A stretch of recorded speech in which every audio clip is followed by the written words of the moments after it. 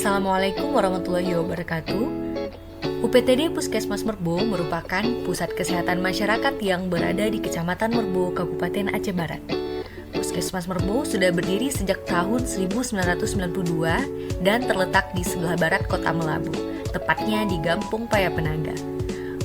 Puskesmas Merbo bertanggung jawab menyelenggarakan upaya kesehatan perorangan dan upaya kesehatan masyarakat, di mana berdasarkan sistem kesehatan nasional, kedua jenis upaya kesehatan tersebut merupakan pelayanan kesehatan tingkat pertama. Assalamualaikum warahmatullahi wabarakatuh. Selamat datang di Puskesmas Merbo.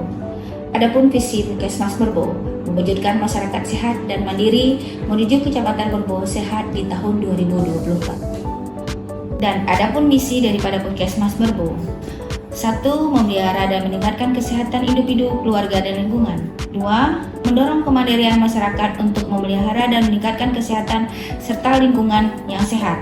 3. Mewujudkan pelayanan kesehatan yang prima, adil, merata, dan terjangkau. 4. Mewujudkan manajemen kesehatan yang bermutu.